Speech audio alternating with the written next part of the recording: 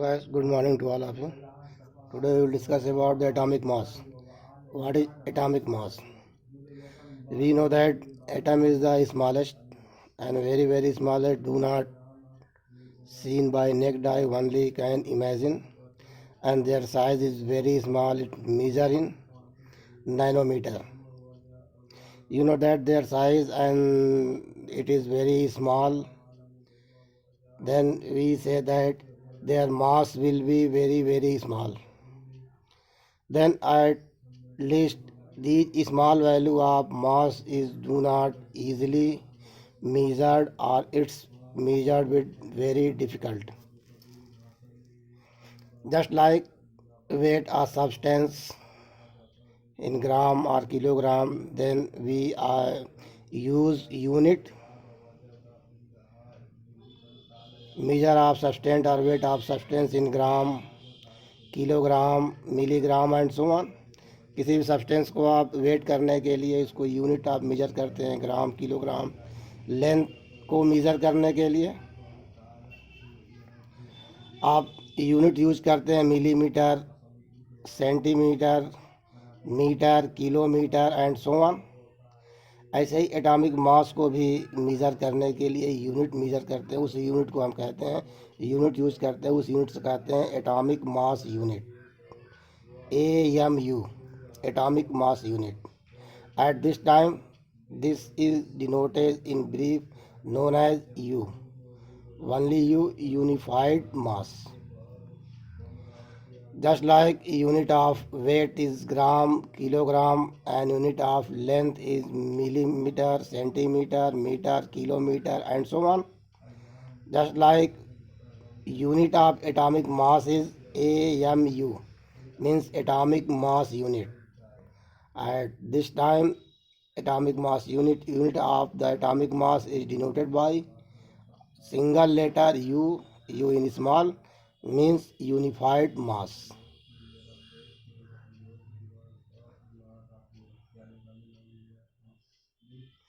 तो किसी भी सब्सटेंस को मेजर करने के लिए आप उसके कोई यूनिट चॉइस करते हैं, उस यूनिट्स के बेस पे सब्सटेंस को आप मेजर करते हैं, चाहे लेंथ हो, वेट हो. टेम्परेचर भी आप डिग्री सेल्सियस और सेल्सियस में और केल्विन में यूज मेजर करते हैं, और फ़ारेनहाइट में. वैसे ही एटॉमिक मास को भी आप मेजर करने के लिए एक यूनिट डिफाइन करेंगे. उस यूनिट को आप कहेंगे एटॉमिक मास यूनिट, या फिर unified mass single denoted by U. अब यहाँ पे ये प्रॉब्लम क्रिएट होता है कि एटॉमिक मास यूनिट के लिए U जो आप यूनिट डिफाइन किया गया, इस U की वैल्यू क्या है. जैसे ग्राम, किलोग्राम की वैल्यू आप देख लेते हैं, वेट कर लेते हैं.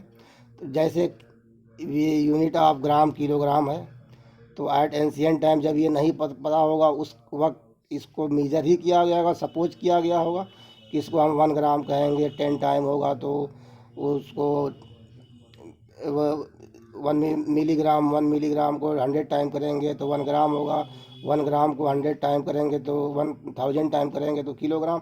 इस तरह से यूनिट सपोज किया गया होगा. उसी यूनिट्स को मल्टीप्लाई करके हम gram, kilogram and so on, milligram में हम कन्वर्ट करते होंगे. ठीक वैसे ही एटॉमिक मास यूनिट के लिए भी कोई यूनिट सपोज किया गया है. इस यूनिट को सपोज करने के लिए एटम्स के ही मास को सपोज किया गया है, एटम्स को ही सपोज किया गया है.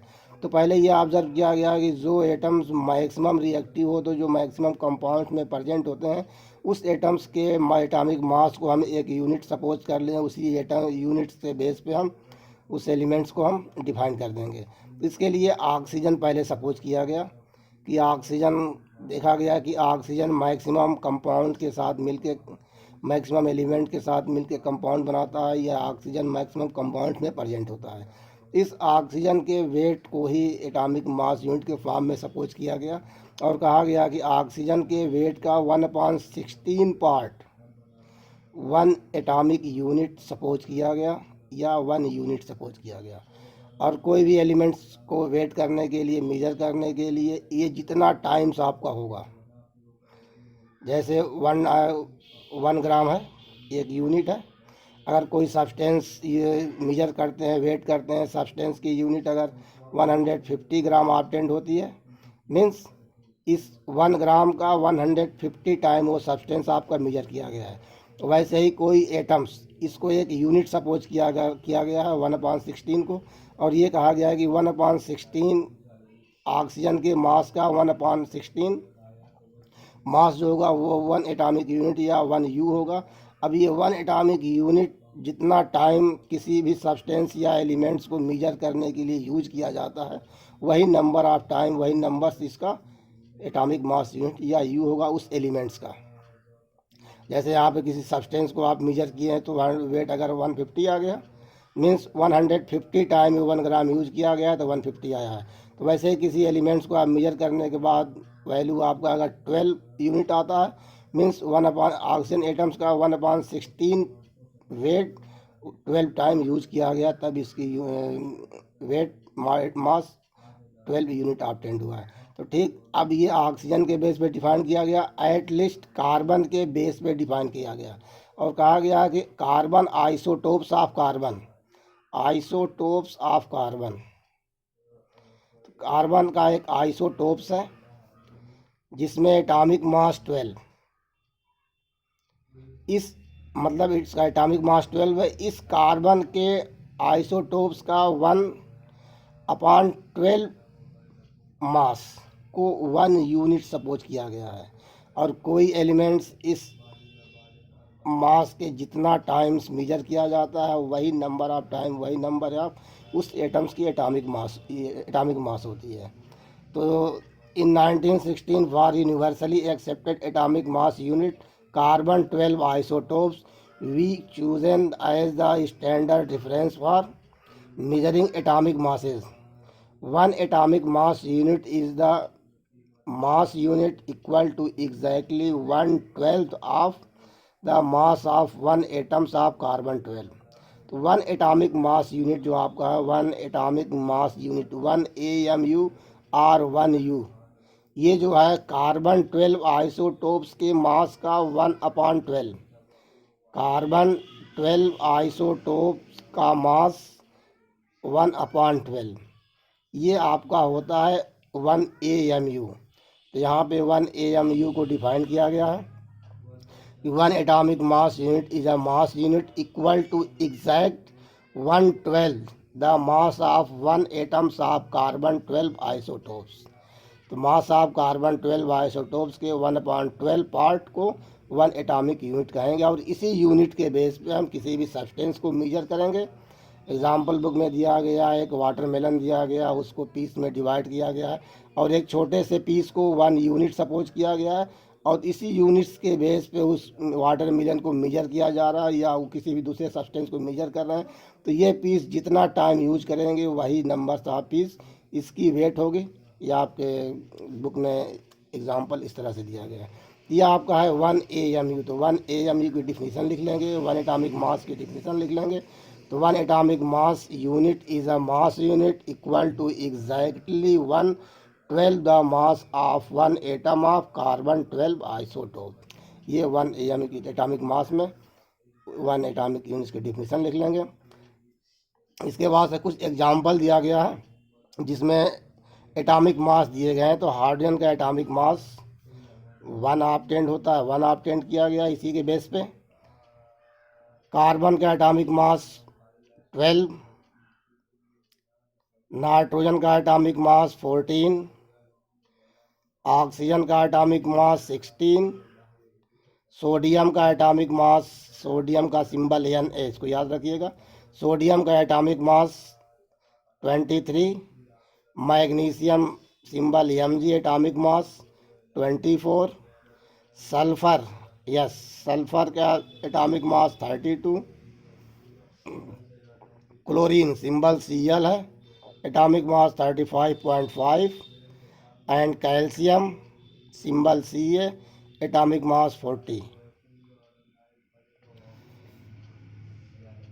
Carbon, oxygen, lithium Li, atomic mass 7, beryllium Be, atomic mass 9, boron B, atomic mass 11। इस तरह से एटम्स के एटॉमिक मास इसके बेस पे मेजर किए गए हैं। तो ये नंबर एटॉमिक मास एलिमेंट्स के आप लर्न कर लेंगे, बुक कॉपी में नोट कर लेंगे। नेक्स्ट टॉपिक आपका है how do atoms exist. How do atoms exist. Atoms कैसे एग्जिस्ट होते हैं? तो atoms are very reactive and you know that atoms are combined to each other produce molecules. The maximum atoms do not exist independently or do not exist in free state. Do not exist in free state.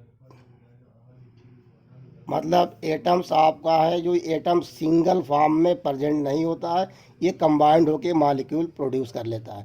Some element some atoms ऐसे हैं जो single form में होते हैं, तो वो आपके noble gas हैं, helium, neon, argon, krypton, xenon, radon. ये एटम्स फ्री फॉर्म में होते हैं क्योंकि ये आपके इनएक्टिव होते हैं, अनरिएक्टिव होते हैं। ये केमिकली अनरिएक्टिव होते हैं, इसलिए ये इंडिविजुअल फॉर्म में प्रेजेंट होते हैं। but maximum atoms do not present in free state or individually do not exist in atmosphere, and atoms are also present in atmosphere in combined state in the form of molecules, matter and so on. Thus atoms are combined, then we or feel or touch or can see. जब atoms molecules के form में होंगे तब उसको आप देख सकते हैं या फील कर सकते हैं या टच कर सकते हैं। बट एटम्स आपका सिंगल फॉर्म में, सिंगल वन एटम्स है, तो उसको आप ऑब्जर्व नहीं कर सकते, ना तो सीन कर सकते हैं, ना तो टच कर सकते हैं, ना आप फील कर सकते हैं। यह आपका एटम्स है। How do atoms exist? Atoms are exist in atoms do not exist in free state और atoms do not exist individually. Atom are exist in combined state in the form of molecules, matter or substance that we can see. The molecules can matter or substance or feel or touch. ये आपका है how atoms. इसी में question आपका दिया गया है, define the atomic mass unit. अभी यहाँ पे डिफाइन किया गया है, उस डिफिनीसन को नोट कर लेंगे। दूसरा क्वेश्चन है why is it's not possible to see an atom with naked eye. Atoms को हम नेक्ड आई से क्यों नहीं देख सकते हैं? Because their size is very very small and it's measured in nanometer, then we can not seen by naked eye. Next topic आपका है व्हाट इज मॉलिक्यूल्स।